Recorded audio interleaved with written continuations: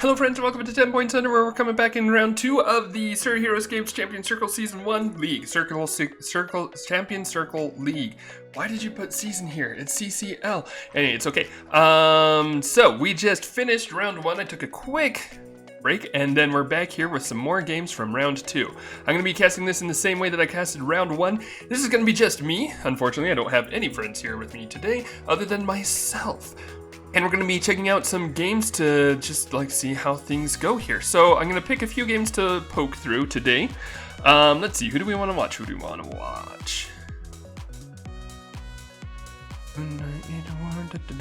I can't watch Bodacious again because I feel bad about the first one. I cursed him. Bert versus Dunedain, we can check out that one. Loki versus Nomad.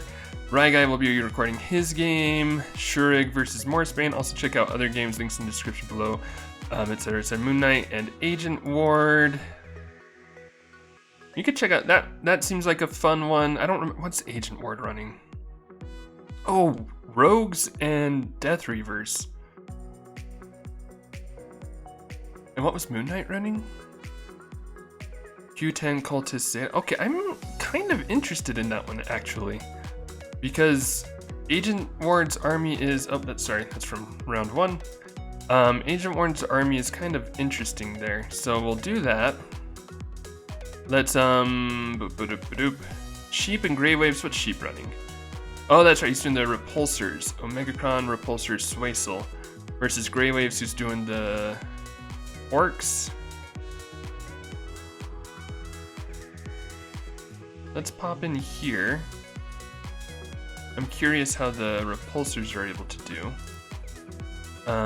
This one, Swarm versus Cleon, Mega Silver versus Ogblaha. What's Mega Silver running? What are these guys running? Oh yeah, Honor Guard and Greater Ice and Nosker with Breach.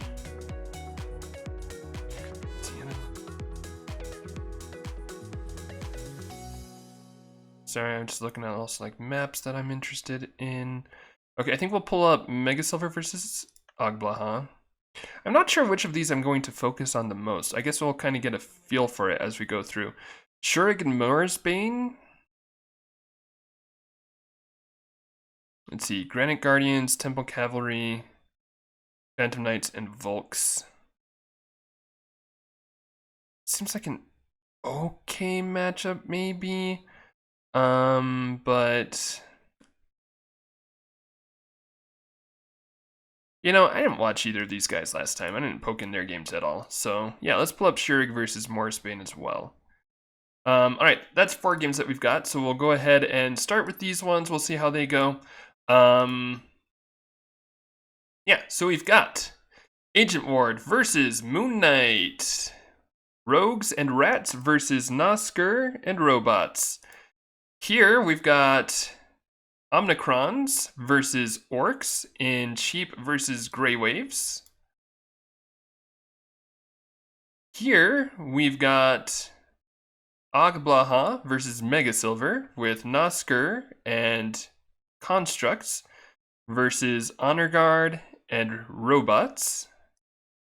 And here we've got Shurig versus Morrisbane with Phantom Knights and Volks versus Granite Guardians and Templar. I'm kind of interested to see how this army plays out with the Templar and Granite Guardians, because that is very slow and very fast. We'll see how that goes. Yeah,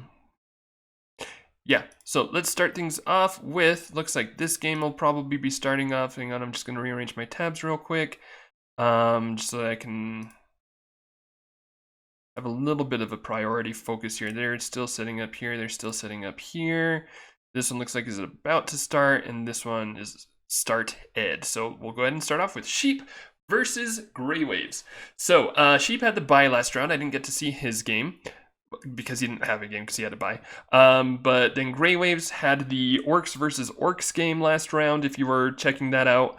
Or if you want to see that, I got parts of that game, not very much, but more of the end part of that game on my last video. It was just a full mirror matchup with Grey Waves and Pouncing Wolves. This time we've got Repulsors with Swaysel and Omegacron. And it looks like, just from these early moves, Sheep's maybe going to go very defensive with this. Nope, maybe not. Sheep is... Sheep's one of those players where, like, I'm always like, have I played Sheep? Have I ever played Sheep? I remember, I think it was the first qualifier. He had, like, a really, really cool army. And he had... Yeah, it was that first qualifier. He had an amazing game that I was kind of watching on the side as I was recording another game. And then it was a great game. It was like an awesome game. I think it was like Templar and Braxis or something like that he was running. And it was an awesome game, and I was bummed I didn't get it. Yeah. Yeah, that's basically it with Sheep. I mean, he also, like, he's a map maker. He does a lot of other cool stuff in the community. That's just like my I guess standout memory is that game I never recorded, and so we'll see how this one goes. So yeah, looks like he's going, I guess, a little bit more pushy with the. I'm curious to see how this army plays. Repulsors and Omegacron. Because that is a lot of repulsors. That's how many squads? 1, 2, 3, 4, 5, 6 squads. So that's 18 repulsors, and that's just great numbers. And you can use them to engage stuff, and you can use them for pot shots, or just to power up Omegacron's double attack, and get attacks of 4 in there. It's very cool. Also, I guess, I'm sorry, as I'm trying to parse together words, it's a cool concept, but I guess I just need to see how it plays out, because I'm not totally certain how, I guess, the mobility worries me. It's not super mobile. It's kind of fragile, where you've got this, you're going to have this just big group of orcs moving up together, slowly and just pushing steadily across the map, and you'll be taking pot shots for sure, but breaking those stats, I think, might be kind of difficult. So we'll see. That line of sight line that you saw just a little bit ago with Omegacron, seeing if he's got line of sight here, that's just because so Omegacron is able to take a turn with 3 Jandar Soulborgs,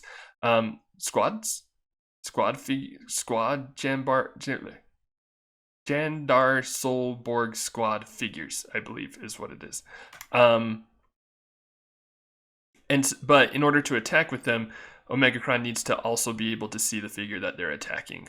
So he was just making sure that Omegacron could see that heavy grip before he moved up to take shots at it. It's an interesting limitation. I kind of like it, actually. It's got its own kind of interesting theme / story that tells. So yeah. So sniped the orc over here on the edge, which was actually kind of pretty impressive, because that was 2 dice versus 5 defense. Gosh, holy cow. Sorry, talking for this much in a row is taking its toll on me, it appears. So let's see, this game has started a little bit, just poking around in the other games to see what's going on. Looks like this one, they're just setting order markers. Over here, you've got some rogues moving up, hoping to take some pot shots, I'd imagine. Cultists moving up as well. Okay, back over to this game. This is definitely the one that holds my interest the most, at least right now. No offense to the other games, I'm just really curious to see how this Omnicron pod roller, Omni roller? What do they call this army? I feel like there's a nickname for it. Anyway, I'm just curious to see how it goes.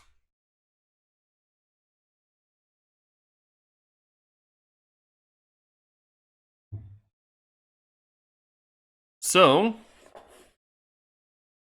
let's see, more development from the orcs over here. Looks like...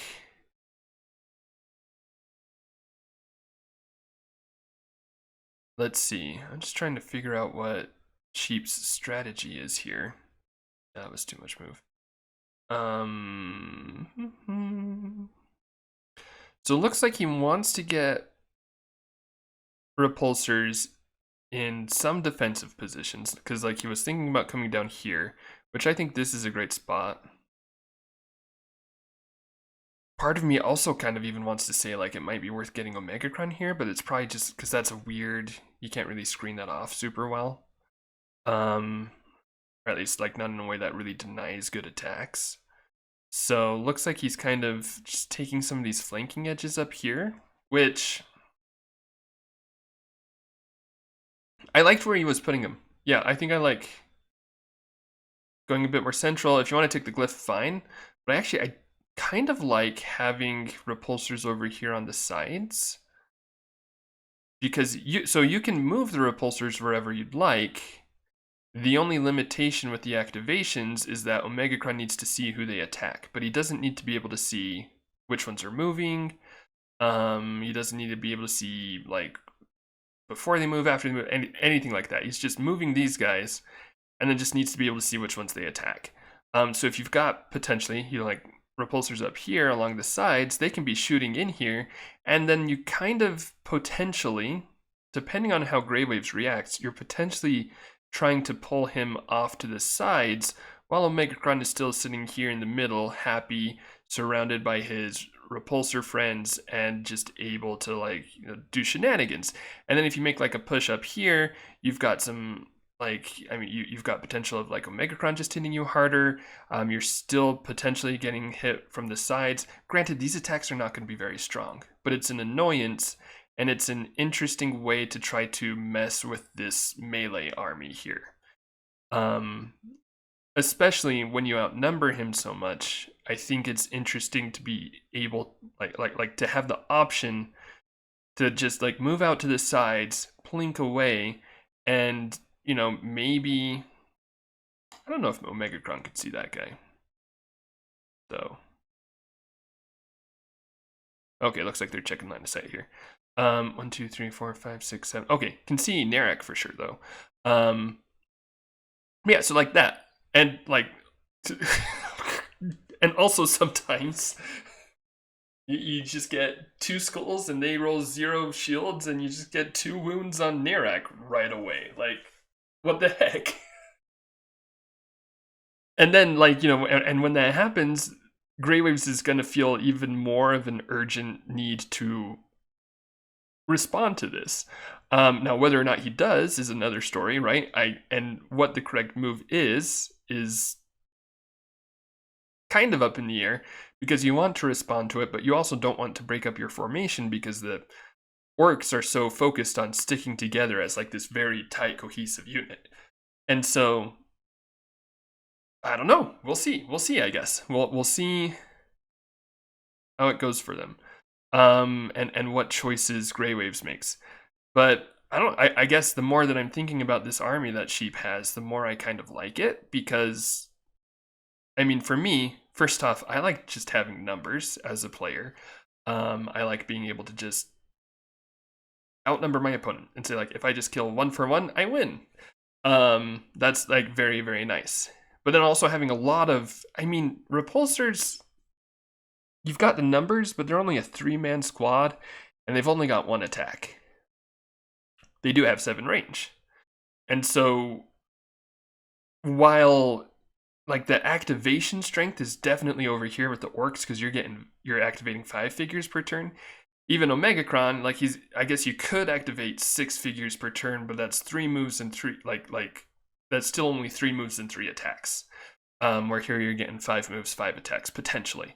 So it's, I guess, just kind of like this interesting dynamic where, like, if Grey Waves is able to just kind of bulldoze here and just turn it into a brawl, I think it's edge Grey Waves for sure, because he's getting more activations, more attacks, better stats with his attacks, and is able to probably do a lot more. But with the numbers here, and being able to spread out those numbers, because you're not as reliant on being together in a group here. I mean, you definitely want repulsors to be able to screen and protect Omegacron, but other than that, you can throw some up here, and that's fine. You're not really hurting the or the structure of your army by doing that.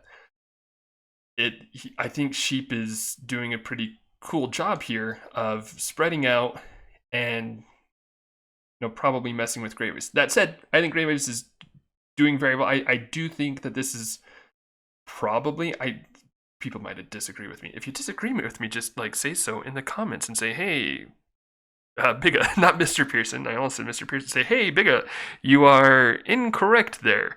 And the correct move is to do XYZ. Because I'm curious to see other perspectives here. But I think Grey Waves does need to keep playing into his strengths. Because if he spreads out too much, I think, like, sending one orc up here to potentially try to fight these guys, I think that's fine. But you don't want to send, like, 2 or 3 up here, because then if they all get picked off, and also, like, this one's still next to jungle, it's got Nirax's bonus going on as well, so he's fairly safe with a 2v5 as the most that he's going to take. But that's still, I guess, you're like... Yeah, sorry, I kind of lost that train of thought. But I think it's a fine choice, and you can threaten them, and you can try to push them off of this ground and try to say, like, hey, you guys, we need you to coral up here so that we can just smash you, please. I think that is the correct choice for Grey Waves. But it's just, it's interesting to see kind of like the strategy, the almost like the mind games even going on with Sheep as he's like, okay, how can I just annoy Grey Waves? I just want to annoy him to death. That's all. So yeah, and it's gonna take Grey Waves a while to move across the board too. Granted, he probably won't take tons of losses. I mean, he's lost a heavy already. He's already got 2 wounds on Nirax. Those were kind of fluke dice. Which happens, it should even out over the long haul, and like, here, no, like nothing happening whatsoever. But when it hits that hard that early, it's kind of hard, and I think Grey Waves is doing a good job here of showing restraint, but it's hard to not be like, oh crap, I gotta, like, send Tornak off up here to try to kill all these guys or something like that, and get just your positioning pulled out of whack. When you're advancing slowly and you're not taking the hits, you're like, fine, yeah, it's fine, where things are just bouncing off of us. But when you do take those hits, that's where it gets a little bit difficult. In fact, hang on, real quick. I need to check out Omega Crons' range. Book of Omega Cron.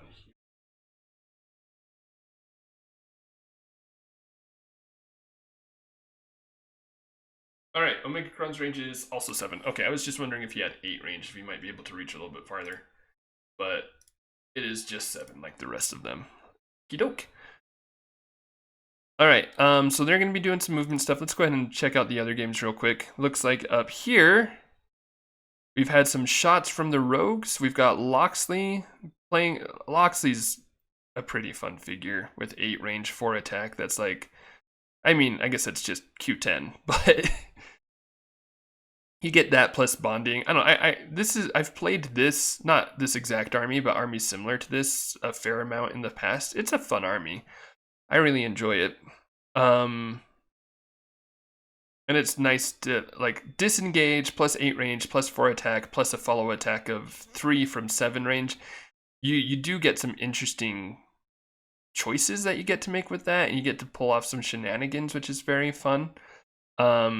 Oh, we've got the other ones down here. Cool. Is he going for Zeta, maybe? 6, no, can't reach Zeta. Never mind.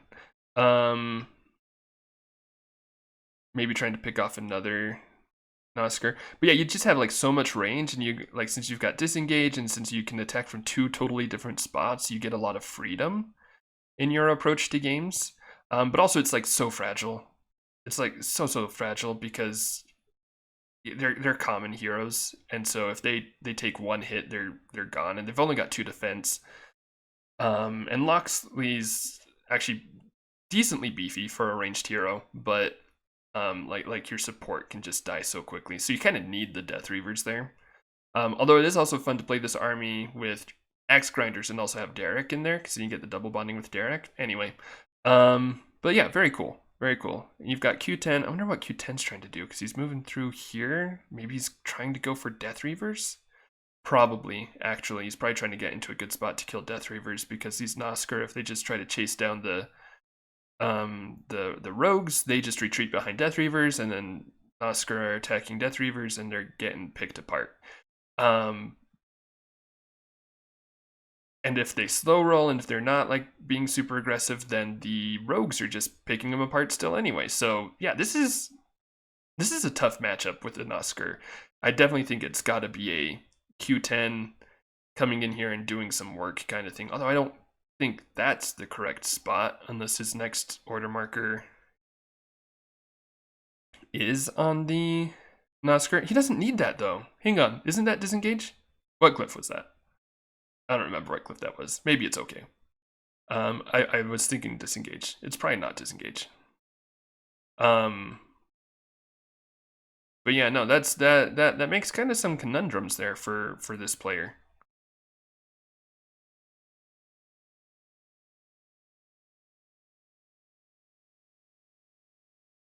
Moon Knight, by the way, for Moon Knight versus, who is this? Agent Ward. Yeah, Agent Ward. I kind of like Agent Ward's army here. He's got some fun choices he can make. Of course, Q10's gonna also like make it difficult because, like we saw, the machine pistol so good against these two defense guys.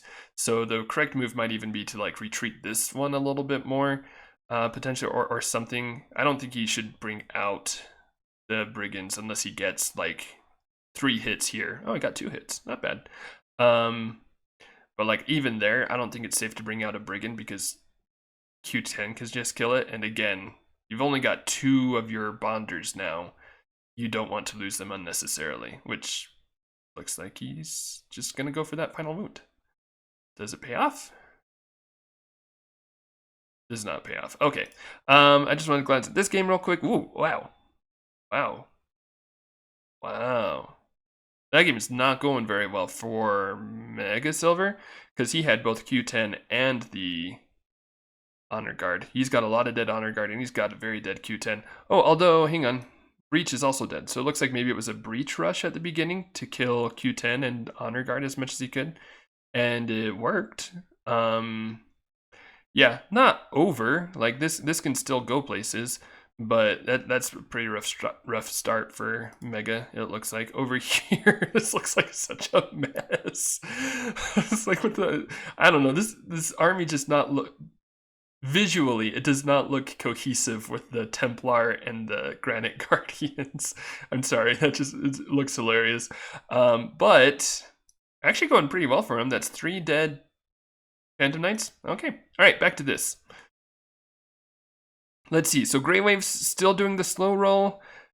Looks like Sheep is not focusing on this side as much anymore, which, you know, you've got this heavy. I'm sure he's been taking pot shots at this heavy, trying to get rid of it so that he can come in here a little bit more. But it has not been going through. Looks like there have not been any more kills or anything since then, so it's just kind of the slow game.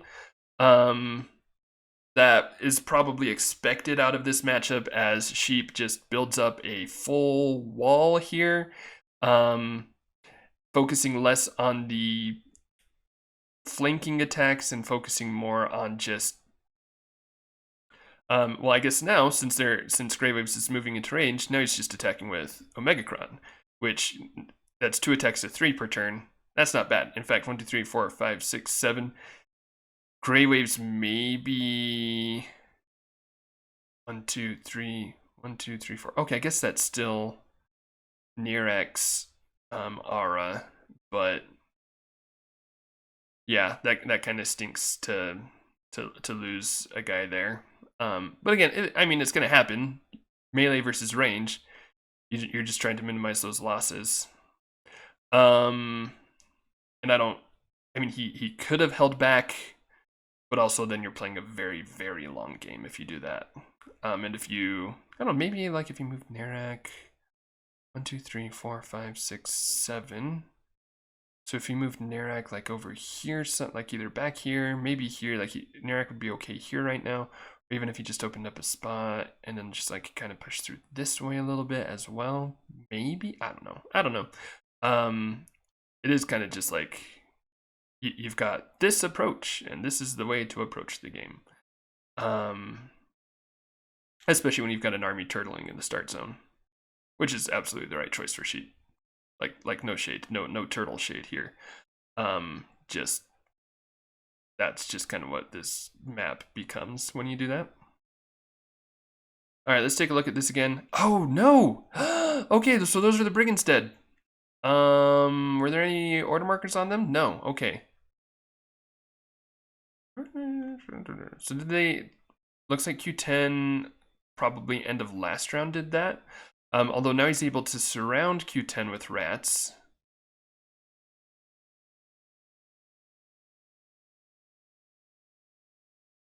And then we had, let's see, 2 order markers on Loxley.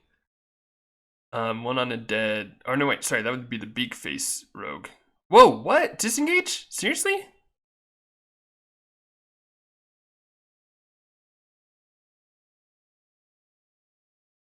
What's Q10 doing here? So he went deep to try to find that last brigand kill, which resulted in him being totally surrounded here. I guess not a disengage. Instead, going for wrist rockets on the Death Reavers, because that's kind of a crappy place for Q10 here.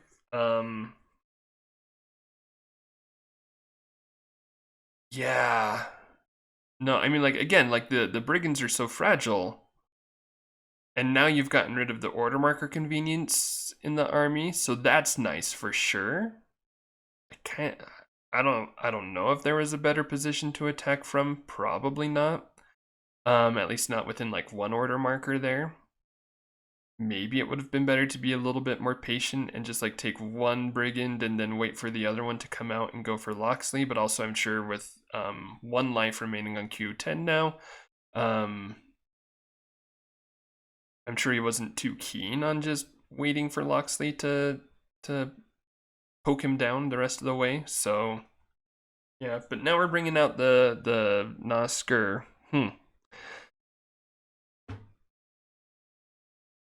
Loxley retreats, takes a shot at a Nosker.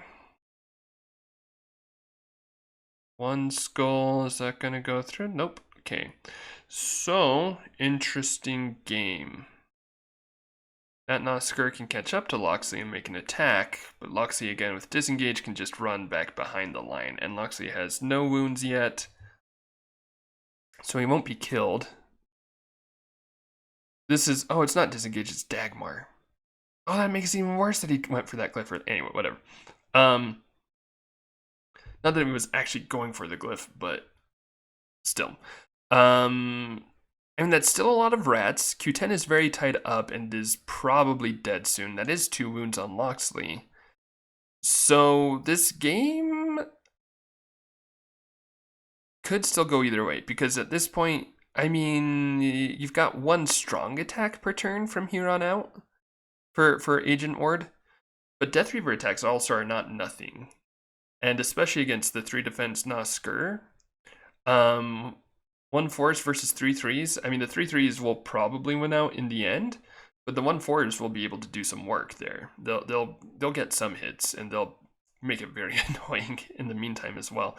Especially where Moon Knight is very much stringing out his army, which I think part of that is to try to catch Loxley, try to get something done here. Oh, he went for Dagmar. Oh, that was end of round. I didn't realize that was the last order marker for Loxley. I didn't pay attention to that part. So that does mean he's like with Dagmar plus Nosker here, he could potentially just he could murder Loxley this next turn. We'll have to see. But if Loxley goes down, Kago I think has 1 attack plus 1 if the defending figure is unengaged. I want to say so, like 2, maybe 3 with height. Bull can get 4 versus the large figures, and the beak face rogue has sneak attack, I believe, so can get 4 attack. I want to say, yeah, it's just not great quality of attacks. So interesting. I'm gonna let them roll for initiative real quick while I just bounce over here real quick. That's not looking great still. Over here, still kind of, it just looks messy with, especially with like the blue diminutive guards up here. Actually, I think it's going decently for this army. But anyway, let's see. Oh, Tornak moving in. Hang on, sorry. I just want to see how this roll goes here. Okay, so Cultists did win initiative. Yeah, it looks like for the surround on Loxley. Which fourth cultist is he going to use?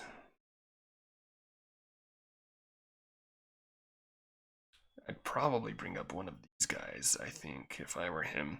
Although maybe you want to get him out of that position. Oh, going around trying to go for Kago. 2 on Rats, 1 on Kago, 1 on Loxley.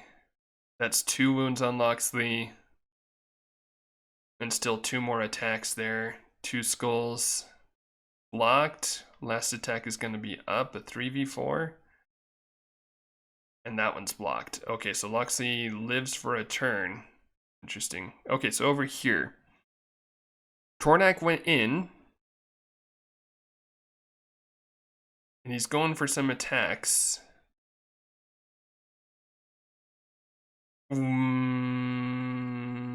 Okay. So I think he's trying to like lead with Tornak to kind of like try to punch a hole. I'm sure Nirak comes up next turn. When there are more orcs in the way, and it makes it a little bit more difficult for Omegacron to just like, because if you go Nirak first, Omegacron potentially just goes plink and kills him. Although 3 out of 4, I love Tornak so much, but like 3 skulls is not super hard to roll in one attack. And or at least when you're rolling 4 dice, it happens often enough that it really makes your butt pucker when you're seeing that. Oh, looks like he's just going heavies though. Maybe he's valuing long term the extra defense that Nirak will give them more than the, or I guess like short term the stronger attack from Nirak is stronger than the extra defense die from Nirak. And just losing that to 1 shot from Omegacron, he probably wants to, I would guess, engage Omegacron first so that Omega can't just shoot Nirak. I don't know if I totally agree with that. I guess also though, like right now, if you just move Nirak up, it wouldn't be hard to get a repulsor next to Nirak and then plink at him with 4 dice instead of just 3. I think if it was just 3, maybe he wouldn't be as worried. So maybe that's the plan right now, is to kill some repulsors, whittle down the numbers so that then Nirak can come up when it's a bit more safe. And also when you've got Tornak here and you've got an attack of 5, like why not? Even though it failed both times. Let's see, so that's 1 dead repulsor there, 1 more attack, right? Yeah, 1 more attack, 3v3. Got it. And this is where you get into kind of the weirdness of this army.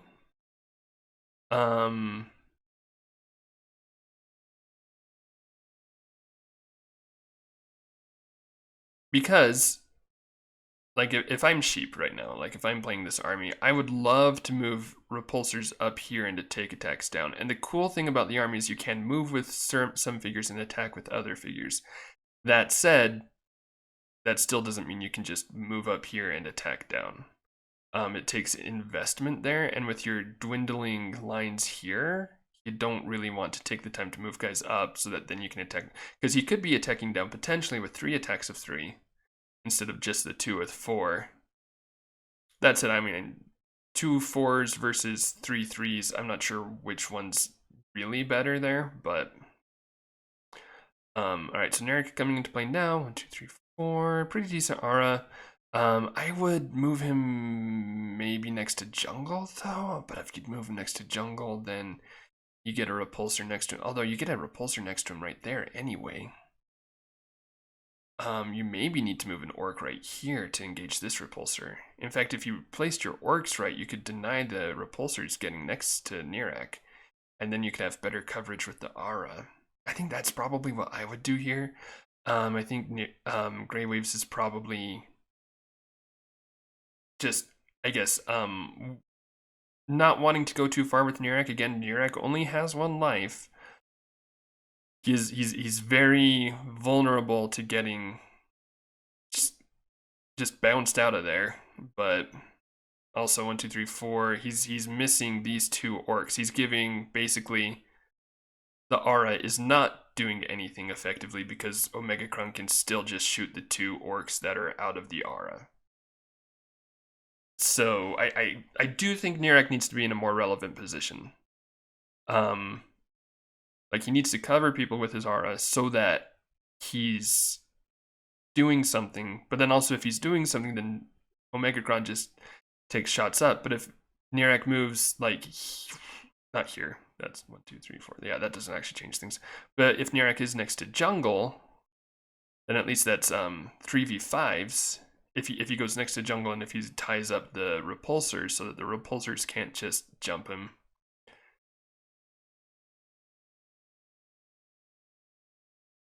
Also, even if the repulsors jump him, well, I guess not yet, but there will be a time as well, and maybe this is what Grey Waves is waiting for, because there will be a time when there aren't as many repulsors, and if repulsors try to go adjacent to Nirak, they're just going to be opening up more of a hole for the heavy grets to push in through. So yeah, it could work out, but yeah, this is, and either way, this is still more ideal for Grey Waves, I think, right now. Omega Crun is doing work pushing through these orcs. The 2 attacks of 4 is pretty good. I don't know, I feel like every time I compliment somebody today, the rules go against them almost immediately. Which, I mean, like, this isn't, like, necessarily worse than average, but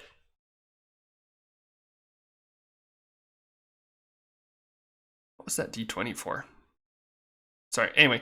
Oh, for Wannock, he's got Wannock now too, so he'll be putting in wounds, although that just goes on to Suazel. But like this brawl is what Grey Waves is looking for. I think that's just why you need Nirak in there though. Like if those orcs had 5 defense, if you can get Omega Crown rolling 4v5s, that's going to be much more beneficial for you than the 4v4s.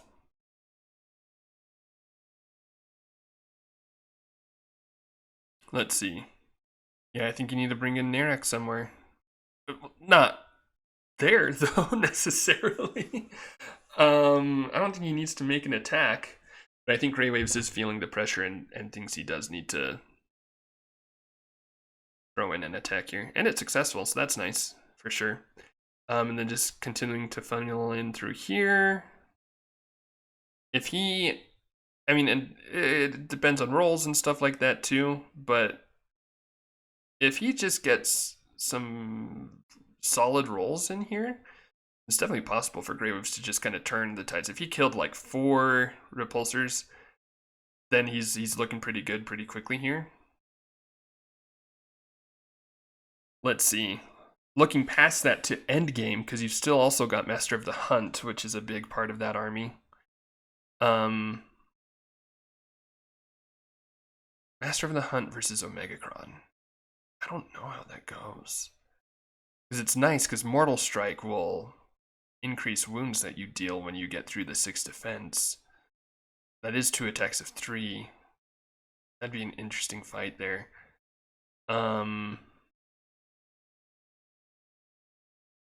Alright, so let's see. This is the last attack. Killed 1, 2, 3, 4. Death Reavers total this turn.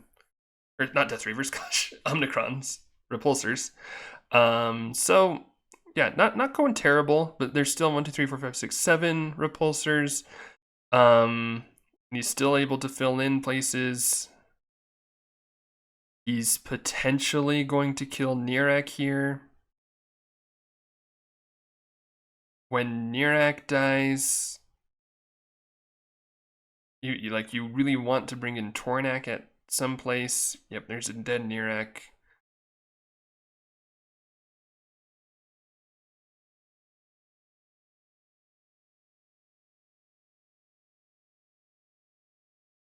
Woof.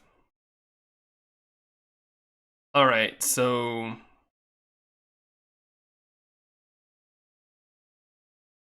let's see, order marker 2. It was both of their ones. Okay. Yeah, I don't know, because you want Tornak to be doing something, but he just doesn't have a good spot to move while these orcs are still alive. Not that you want the orcs to die, but like he can't move there, can't move there. He'd have to like come around to the side here into a weird position, and then you're losing the buff. So, although definitely this guy should be here by the jungle, because now he's the prime target. And you're doubling up attacks there.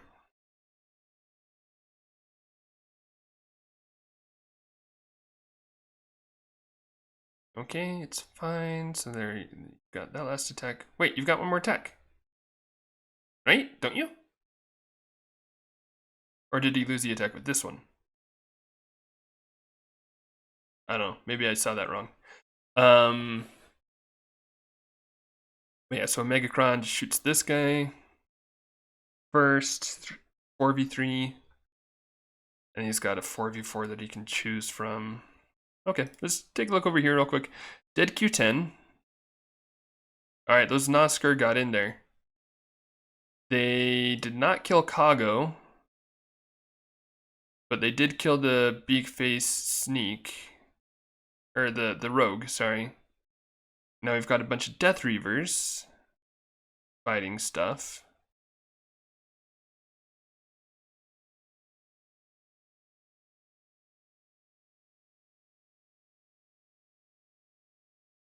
And you've got the Nosker going for the heroes back here. I mean, there's 2, 3, 4, 7, 8, 10 rats on the board. Is that right?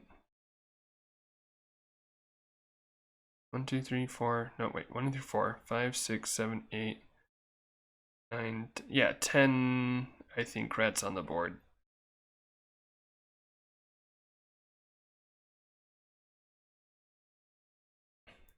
Like it could happen. I've seen Death Reavers do a lot of work. And so it's like, it seems like it's edge Nosker right now, but it's also not quite clinched. Yeah, that game's over. Looks like the OG Blaha has taken it. Over here, we've got whatever this. I'm sorry. There's just I just can't focus on that game. Okay, back over here. Oh, okay. Looks like Omega Cron is going for the 4 defense orcs for some reason, but kills them. So now there's only the 2 heavies up here. There's still a full squad, but let's see. Order marker 3. I'm pretty sure this is Dagmar, if I remember correctly. Initiative. So I don't know that you want to move it off of there, but also you do want that orc to get closer to the action. Let's see. Yeah, Grey Waves really wants to kill as many repulsors as he can. This exchange has gone pretty well for Sheep overall.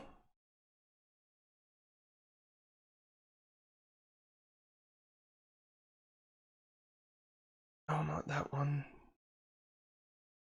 That's okay, it didn't die. You want to be able to move this guy next to the jungle. I think, again, like, Grey Waves is a way better player than me, so...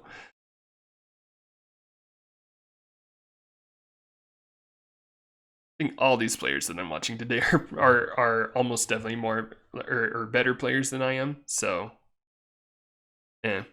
But just my thoughts. Does this attack go through here, maybe? This one here? Yeah, because that would force him to move into a defensive position. I mean, Grey Waves is just so close, like right on the edge of cracking this. And is just like, just a little bit short.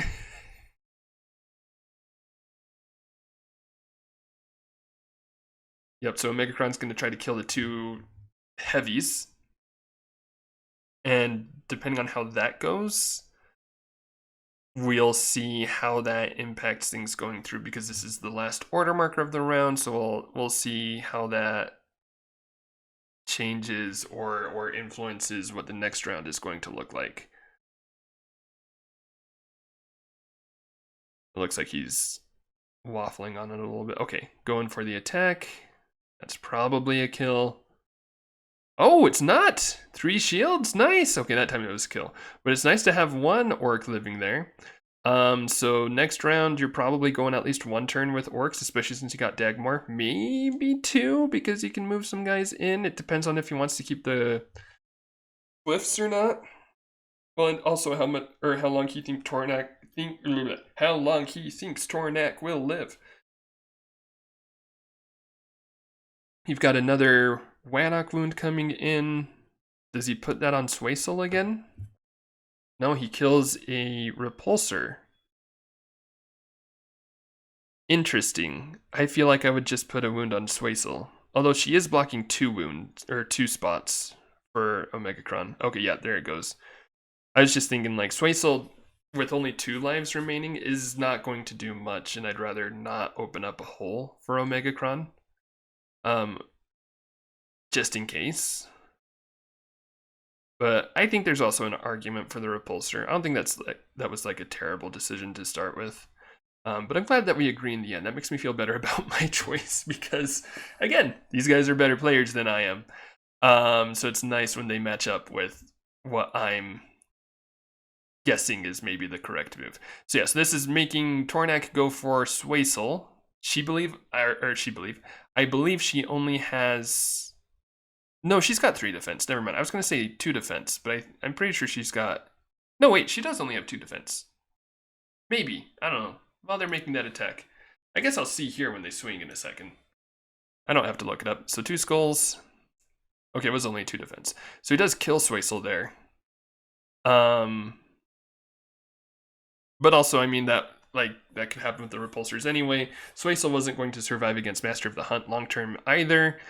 I think it's fine. And then you bring in the orc, and you probably go for Omega Cron.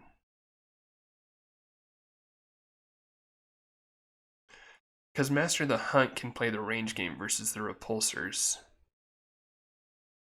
Wait, hang on. Where did he put his... Oh, he's got all 3 on heavies. Well, I mean, that could be 3rd order mark on the Master of the Hunt. I'm just surprised it's that much. I was thinking maybe 2 on Master.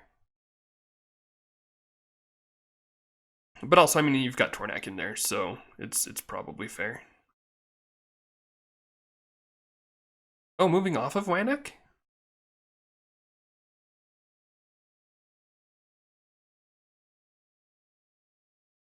I guess that makes sense. 1 wound on Omega Cron.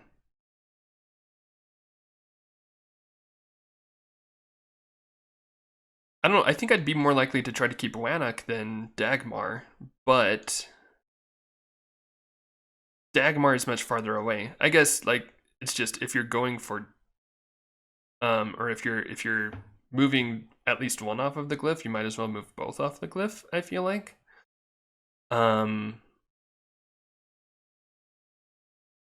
But yeah, Omega Cron's risking the leaving engagement attack, which is probably a good move. Yeah, for sure. To get height, does take the wound, but now he's sitting with 7 defense and can just pop down with 4 dice.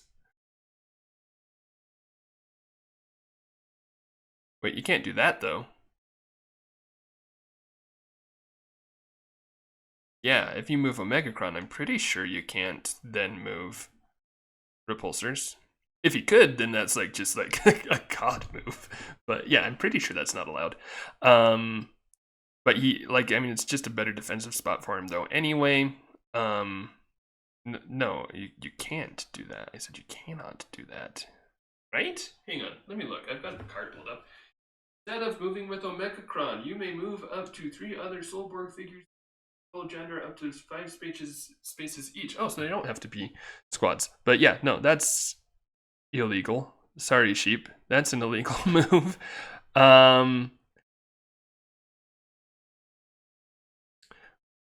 And now I feel bad kind of as an observer because I'm like, no, guys, stop. But also I'm just an observer and I'm not in on their game and I am not affiliated with it at all, so I don't feel comfortable stepping in and saying, hey, illegal. So I'm just going to leave it if they're not catching it. But it also kind of stinks. That's it. I'm not sure how much it would change exactly because getting the kill on the heavy anyway, I think that happens. Killing a repulsor probably happens anyway. That was almost a big hit on Omegacron there. Yeah, it changes a few dice rolls, changes a few things there. Probably fine. And I think engaging Omegacron's a good choice there too because the repulsor thingamajig only works if Omegacron's attaching a non-adjacent figure. Although I could see moving there and then attacking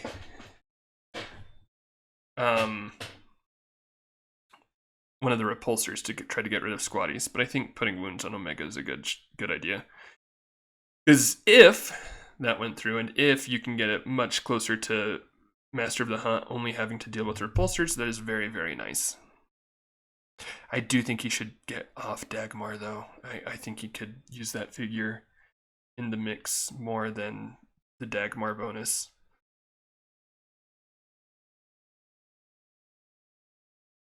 Like Dagmar's nice. I'm not dock levels of Dagmar doesn't matter, but ooh, nice defense there. Very good, Tornak.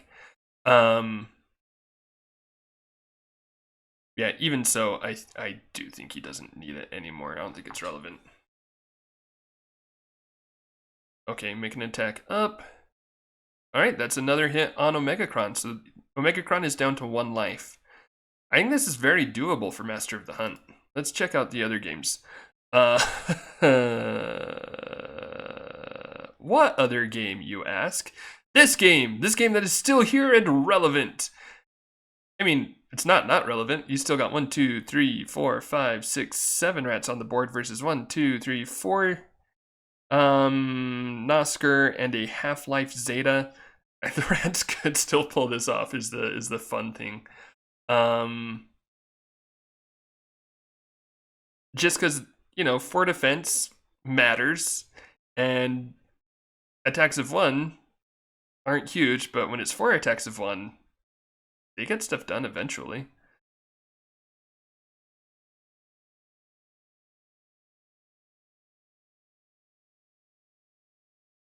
But yeah, it's just kind of scrappy and looking for your best swings that you can get.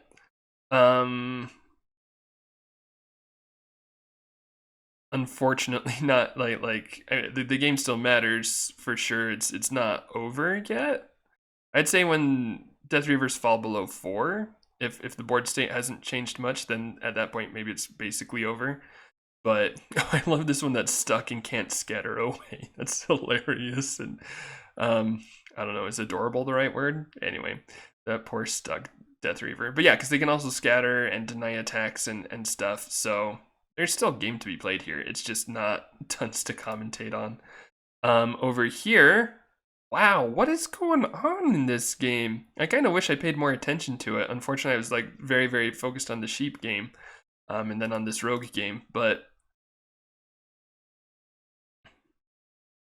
so you've got 2 Granite Guardians versus 1 Volk, 1 Phantom Knight, 2 Diminutive Guards. Oh, sorry, 2 Phantom Knights.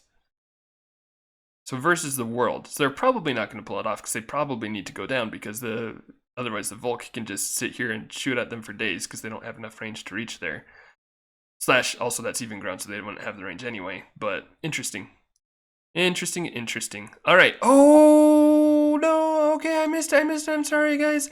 So Grey Waves took initiative, killed Omegacron. Where are the order markers? 2 on Omegacron, 2 on repulsors, 3 on heavies. Now we're moving up Master of the Hunt. We've still got 3 repulsors doing things. Sheep lost an order marker because it was on Omegacron. Okay. Sheep takes Wannock, goes for a hit on Tornak, so that's the first hit on Tornak. Shooting down on Moth and misses, shooting down on Dagmar heavy and gets him. Okay, so really not a bad turn for only having 3 repulsors. And that's the end of the round? Oh, that was a quick round. It makes sense, right? Because killed Omegacron, lost a turn. There's not tons of figures on the board. But so that's a 16. Where does he put that? Moon marker. Tornak, maybe? I'd probably put it on Tornak, yeah, because you want to just be able to go full Master of the Hunt. And I think this is almost definitely Grey Wave's win here, because Master of the Hunt most likely cleans up. But also, I'm like, what if he doesn't? What if he doesn't? What if there's like some sick repulsor shenanigans? 15 for initiative with the repulsors, 4 for Master of the Hunt. He could do something here, like it could be, okay, so taking hide on Tornak, yep. Probably engages, I would guess, so that then you get an attack or a stronger attack. I guess you could do, yeah. Does that, keeps Master of the Hunt down.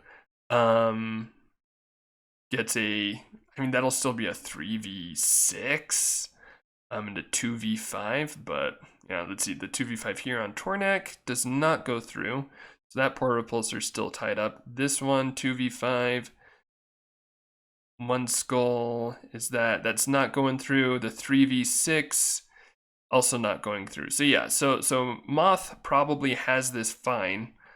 In fact, I think here you just disengage, right? You just move up and kill the one up top, probably. I feel like that's what I would do. Although also, I guess you don't need to, right? Like, you can just move here, 4v3 here. If this one tries to kite you, big deal, it's got 1 attack, and then you can take height and kill it because you've got range 2 and 6 moves. So yeah, never mind. You definitely don't need to disengage. I was just thinking 6 life, you don't really care too much if you take a disengagement attack, but alright, gets a kill there. Yeah, this is probably game. And again, there's always a chance, but not tons of a chance. You'd probably, oh no, you don't engage.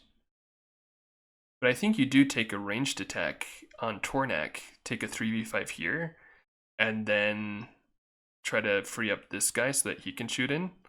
You don't do that though. Why would you do that? Because now Moth can just get a height attack down on the repulsor.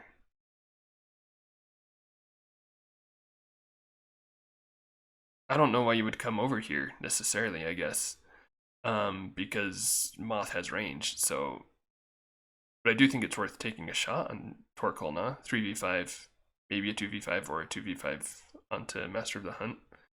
But that gives you at least like 1 stronger attack. Question mark? 1, 2, 3, 4. Yeah. Why would you engage it though? You're losing your own bonus. Also, Tornak, why has your tail fallen off? And your hand? What is this? Yeah, I don't. Maybe if Sheep watches this, he can explain his rationale here. There's got to be something that he's going for that I'm just not seeing. I don't know if it's securing the Wannock area potentially or something like that, but I mean, Master of the Hunt just comes in and throws a spear and yeah, kills it. So it doesn't really matter. And you just gave the Moth height against it. Maybe if you really wanted this position, I guess, but I still don't think it's worth moving the one that was up there on level 4. But that's okay. So final order marker of the round, final order marker of the game, question mark? Let's see how it goes. And I'm just like, it's kind. I mean, will the master of the hunt kill the repulsor? It's not super exciting. I realize that. I apologize, friends who are watching the game with me. Oh, he does not kill it though. What? I know. I realize that this is not the most exciting end to a game, but I've like just invested in this game so much that I do want to see the end. Let's see how this one's going though. Crons dead. See, I told you guys this wasn't over. So now we've got 3 rats versus 4 Nosker. I mean, it's probably, most likely, the Noskers win, but they haven't won yet. Let's check out this one real quick too. Oh, looks like this game they just called. Yeah, let's see. Last time I was talking, nothing's happened since the last time I was talking about it. I remember that timestamp, so yeah, they just called it. All right, good game. Looks like it was maybe a chaotic. I don't know. Maybe it wasn't as bad as I thought, but looks like it was a fun game. So congratulations to the winner. Who won? Who was playing the? I don't remember who was playing which army there. But congratulations to the winner. Over here, I think they maybe just called it at the end of the round. Yeah, I'm not seeing any order markers, and they would have rolled order markers by now, I'm sure. So it looks like they called it. Congratulations to Grey Waves. She put up a really good fight in there. It could have gone both ways for a long time. There were definitely good swings for both players. But yeah, Orcs end up taking the win. The win? Gosh, the win. This game... Oh, hang on. Did time get called? Maybe I'm even like not seeing anything or any more movement because time was called. Last round was called 3 minutes ago. So this round finished as well. Yeah, this round finished as well. And I'm not seeing order markers, and that would be very easy order markers, so looks like they called it, which would mean a win for the Nosker. So congratulations, Moon Knight, for winning there. Let's come back to this main page. Oh, they took down the matchups. Okay, so let's see. Cleon, Grey Waves, Moon Knight, Aventage, Agblaha, and Chris Perkins are the undefeated players so far. Whoops. Congratulations to them. Congratulations to all the other winners, all that good stuff. With that, I'm going to go ahead and call it for this round. Thank you guys so much for checking out 10 Points Under today. It was great hanging out with you. Maybe I should try doing this live sometime so that I can like actually hang out with you guys. I don't know how many people I'd actually pull if I was doing this live though, because hopefully if you're able to watch this live, you're able to just like play in the event. So like ideally I wouldn't be pulling very many viewers, but we'll see in the future. We'll see how things go. But thank you again for checking things out. I will have links in the description below so that you can check out all of the other Champion Circle League stuff, all of the other streams. Also check out more information about the Champion Circle League. If you weren't able to play in this one, you should you should play in it in the future because it's a really cool thing that Sir Heroscape is doing. It's been a really successful chain of tournaments. Also the championship, like the big one is coming up in December, I believe, where you get all the winners who are like all the winners of each qualifier are going to be playing in a big tournament. So excited to see that, excited for more. Remember what a wonderful world it is that we live in, and this will be 10 Points Under and out. If I can remember where that stop recording button is. There it is.